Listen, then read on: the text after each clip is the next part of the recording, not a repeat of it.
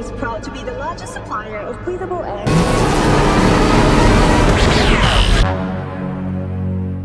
Halo teman-teman pecinta spoiler, apa kabar kalian semua?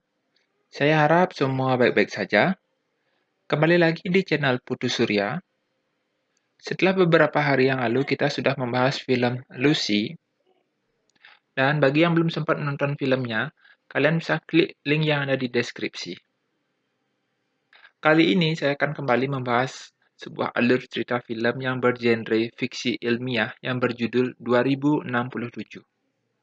Film ini bercerita di mana bumi telah rusak oleh perubahan iklim. Dan umat manusia terpaksa hidup dengan membeli oksigen sintetis. Kalian penasaran dengan ceritanya? Biar nggak berlama-lama, siapkan snack, ambil headset, cari posisi yang mantap, dan ini dia filmnya.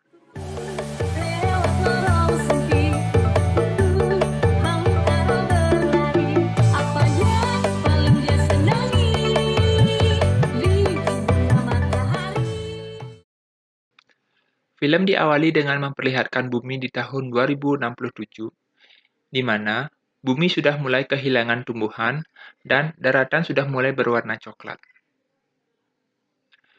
Tidak hanya itu, bumi juga sudah mulai diselimuti awan hitam karena adanya kebakaran yang tak kunjung berhenti. Alhasil, lama-kelamaan, banyak negara yang mulai gelap karena kekurangan pasokan listrik dan penduduknya pun mulai meninggal karena kekurangan pasokan oksigen. Pada akhirnya, sebagian populasi manusia menjadi punah dan menyisakan kurang dari 15% populasi di seluruh dunia. Lalu, scene beralih ke dua orang pekerja di dalam terowongan bernama Ethan dan Jude. Mereka bekerja di salah satu proyek pembangkit listrik tenaga nuklir. Mereka di sana ditugaskan untuk memperbaiki sistem kelistrikan di bawah tanah. Karena dengan energi itu sajalah listrik di seluruh kota disuplai. Dan semua penduduk di kota juga diwajibkan memakai masker dan membeli oksigen untuk bertahan hidup. Di kota, hanya orang-orang tertentu dan orang-orang yang memiliki uang sajalah yang bisa memiliki oksigen. Dan tidak sedikit orang-orang yang tidak memiliki uang frustasi dan membakar dirinya sendiri. Scene pun lalu beralih ketika Ethan sampai di rumahnya. Di sini, Ethan melihat berita kekacauan kota karena krisis oksigen. Tak lama, saat Ethan mau makan, istrinya pun datang. Lalu Ethan memberikan hadiah masker oksigen ke istrinya. Ketika istrinya mencoba masker itu dan mengobrol dengan Ethan, wow, menjerat. Istrinya mengalami batuk berdarah. Ternyata, istrinya sedang mengalami gangguan paru-paru. Keesokan harinya, saat bekerja, Ethan didatangi oleh dua orang penjaga karena dia dipanggil oleh bos besar perusahaan oksigen sintetis itu. Sesampainya di perusahaan, dia langsung dihantar ke ruang Regina.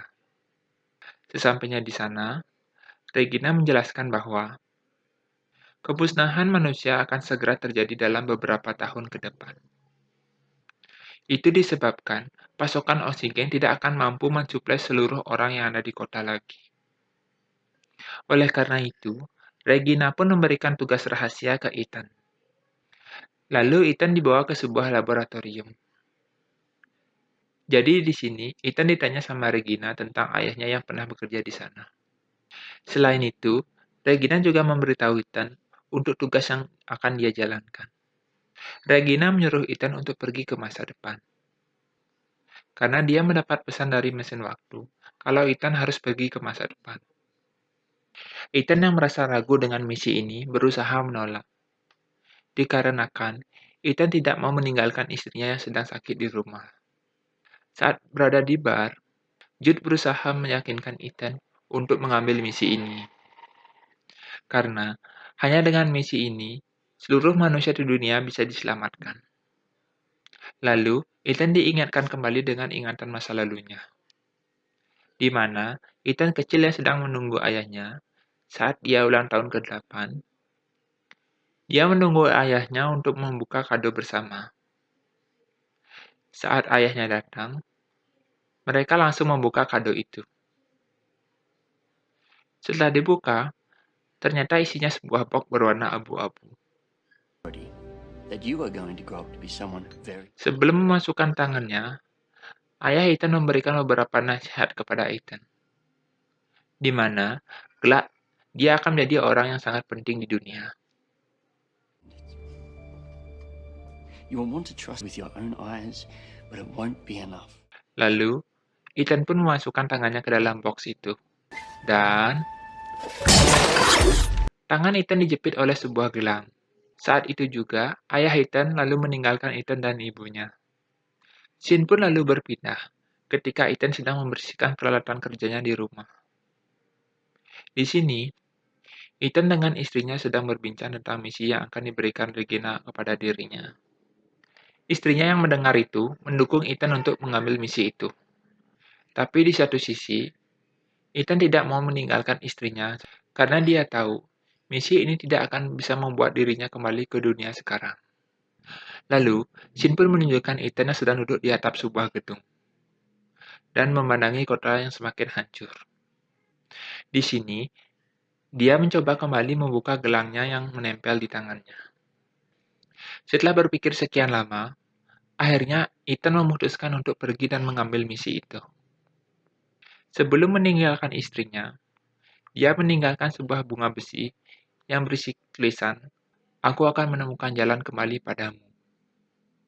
Setelah itu, Ethan pun menemui Regina dan membuat kesepakatan kalau dia berhasil dengan mendapatkan obat, bahwa istrinya yang akan pertama kali mendapatkan obat itu. Dan Regina pun berjanji dengan kesepakatan itu. Ethan lalu pergi ke laboratorium. Di sana, dia diberi baju khusus untuk memasuki mesin waktu ini. Setelah itu, Ethan pun bersiap untuk pergi.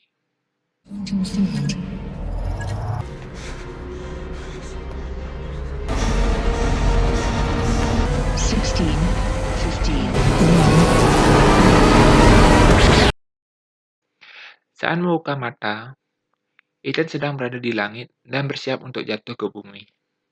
Dan ketika sampai daratan, Ethan melihat baju yang ia kenakan terbakar. Lalu Ethan pun melepas baju pelindung itu. Tidak disangka, roket yang menempel di baju itu pun meledak, sehingga Ethan pun terlempar. Saat tersadar, ia melihat sinar matahari yang menyinari matanya. Dan ketika terbangun, Ethan pun bingung, karena dia berada di suatu tempat, di mana di sini tumbuhan begitu tumbuh subur. Dia pun mencoba menghubungi markas lewat radio. Karena tidak ada jawaban, Ethan pun menanyai Archie. Oh ya, Archie ini merupakan sebuah alat canggih yang saya tidak tahu juga entah apa namanya. Ya, mungkin bisa dibilang seperti smartphone, tapi lebih mantap. Hehe. Lanjut. Ketika disuruh mendeteksi lokasi sekitar, Archie menemukan beberapa bangunan. Lalu Ethan pun pergi ke sana untuk mengecek. Saat menemui sebuah bangunan, Ethan melihat tengkorak berada di sana. Dan setelah dicek, ternyata tengkorak itu adalah dirinya, yang sudah meninggal karena tertembak di bagian kepala. Di tangan mayat itu, Ethan melihat gelang yang sama persis. Tapi anehnya, gelang yang ditemukan di sana, lampunya menyala berwarna hijau. Sedangkan, lampu gelang di tangan Ethan berwarna merah. Ethan pun berusaha membuka bangunan itu. Karena dia tidak bisa, Ethan pun mencoba menyalakan alat komunikasi di tengkorak itu. Archie, Yes, Ethan. status. Maybe it's better this way. No one's suffering anymore. Our failure. Dan dia terkejut dengan hasil rekaman terakhir dari alat komunikasi itu. Malam harinya, ia berusaha belajar menyalakan api. Karena lapar, dia pun memakan beberapa tumbuhan, entah dia tahu buah apa itu.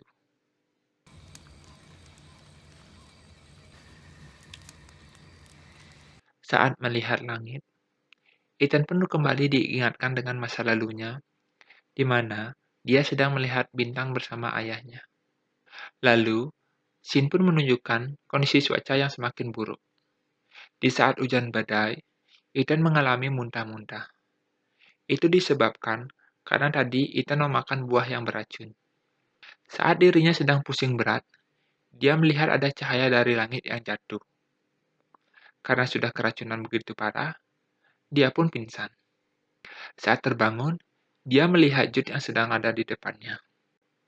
Di sana Jude menjelaskan kalau dia pergi ke tempat itu karena dia mengkhawatirkan Ethan. Lalu Ethan pun menunjukkan kepada Jude tengkorak dirinya yang sudah meninggal. Dari sini, mereka berdua pun mencari jalan masuk menuju ruangan itu. Setelah berkeliling beberapa saat, mereka berdua menemukan jalan masuk lain menuju ke dalam ruangan. Tak lama, lalu sebuah alat pemindai mata muncul dan memindai mata Ethan.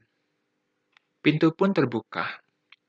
Di dalam, Ethan melihat layar yang bertuliskan, "Selamat datang, Ethan." Lalu Ethan disuruh menekan tombol Enter untuk mengaktifkan akses penuh. Setelah menekan Enter, gelang di tangan Ethan pun menusuk dan merobek kulit Ethan. Lalu, lampu di tangan gelang Ethan pun berubah menjadi hijau. Di sisi lain, Ethan yang merasa aneh dengan semua ini, di mana lampu gelang Ethan sekarang sama seperti lampu gelang tengkorak yang berwarna hijau. Itu artinya, dia akan mati ditembak setelah membuka portal. Setelah sempat berdebat dengan Jude, Ethan tidak sengaja mengaktifkan rekaman masa lalu, di mana ketika ayahnya sedang mencoba mesin waktu ini untuk pertama kali. Di dalam rekaman ini dijelaskan, kalau dulu ketika ayah Ethan mengirim sebuah gelombang ke masa depan, gelombang itu direspon oleh seseorang. Echo received. Pin returned. Lalu orang tersebut mengirim sebuah kode dengan tulisan, "Kirim Ethan White." Regina pun datang dan menanyakan apa yang sedang terjadi. Ayah Ethan menjelaskan, ada seseorang yang mengaktifkan portal di masa depan. Lalu Regina menyuruh ilmuwan untuk mengirim seseorang ke masa depan. Ilmuwan lain pun menjawab, kalau itu tidak bisa lagi dilakukan. Karena ujung portal di masa depan, dayanya habis. Bersamaan dengan itu, tiba-tiba rekaman itu pun ikut menghilang. Seketika, lampu di ruangan berubah menjadi merah. Sistem mendeteksi daya nuklir tiba-tiba mati. Dan portal yang menghubungkan ke tahun 2067 pun terputus. Jude pun langsung mengajak Ethan untuk mencari dan memperbaiki masalahnya. Saat itu, Ethan berpikir dan curiga kepada Jude dengan maksud dan tujuannya kemari.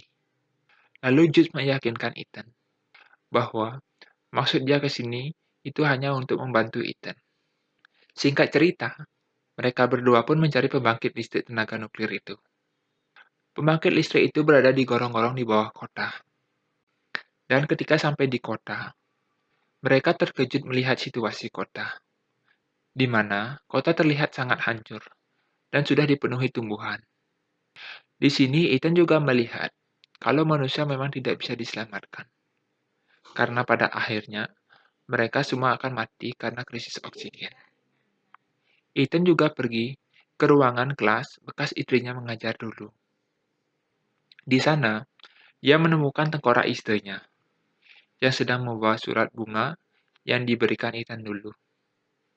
Seketika, Ethan pun mengingat masa lalunya, di mana ia dan ibunya sedang dibuntuti oleh beberapa orang penjahat.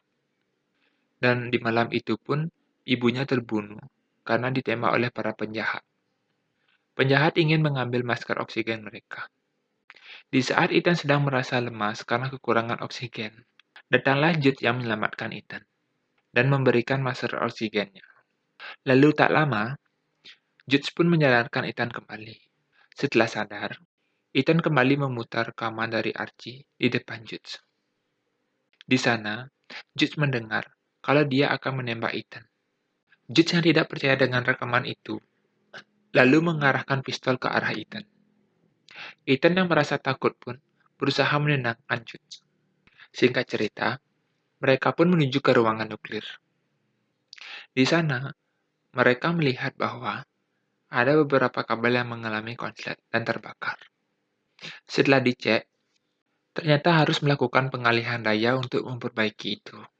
Tak berselang lama, mode kedap udara aktif, dan pintu di ruangan itu pun menutup. Ethan yang tahu jika perbaikan harus dilakukan secara manual, Dia pun memilih diam di dalam ruangan yang kedap udara itu. Setelah tuas diturunkan, Ethan pun terjatuh karena kekurangan oksigen. Dan kembali, Jude menyelamatkan Ethan dari kondisi itu. Sekarang, reaktor nuklir pun sudah mulai menyala. Mereka kembali ke ruangan mesin waktu.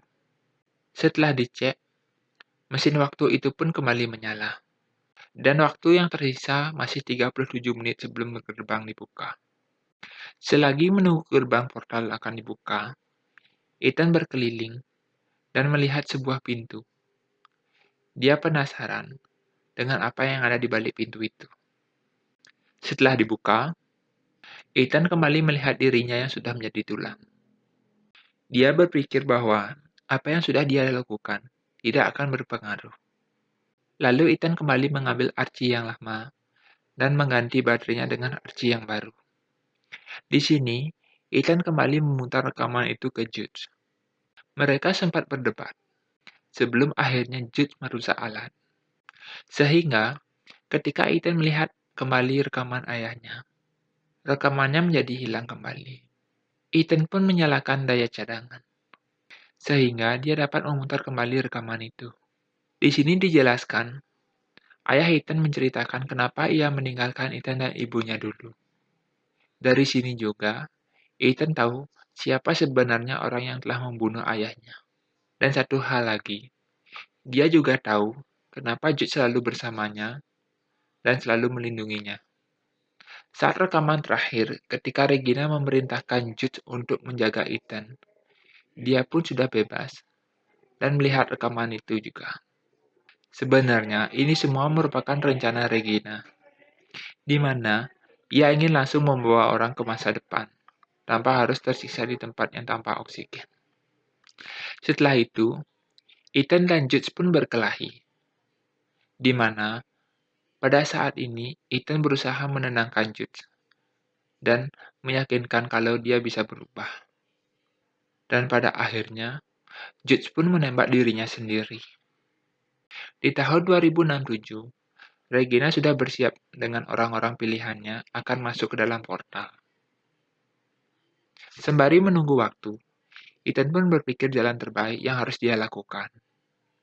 Kembali ke masa lalu, saat ayahnya mengirimkan gelombang ke masa depan. Ternyata, Ethanlah yang sudah memberikan balasan ke ayahnya. Saat hitungan mundur dimulai, Regina dan orang-orang pilihannya bersiap di depan portal. Dan setelah hitungan menunjukkan angka 0, portal itu pun tertutup. Dan Ethan mengirimkan beberapa tumbuhan dari masa depan. Dari tumbuhan tersebut, Ethan juga mengirimkan hasil rekaman kejahatan Regina dan juga mengirimkan sepucuk bunga ke istrinya. Setelah misi selesai, dia pun langsung merusak mesin waktu itu, agar tidak ada lagi orang yang bisa mengaksesnya. Scene pun beralih ketika Ethan menguburkan jasad Jude. Di sini, dia melihat ada seekor kupu-kupu. Sesaat, dia ingat dengan perkataan ayahnya. Lalu, ketika ia berlari dan akan melihat kota, sesampainya di sana, dia terkejut dengan pemandangan yang dia lihat. Seisi kota terlihat sangat indah sekarang. Dan itu artinya, keputusan yang dia buat sudah bisa menyelamatkan manusia dari kepunahan. Dan film pun tamat. Nah, itu dia tadi alur cerita film 2067. Bagaimana menurut kalian? Jika kalian suka, jangan lupa di-like dan di-subscribe channel ini. Dan jangan lupa juga di-share ke teman-teman kalian. Akhir kata, saya ucapkan terima kasih.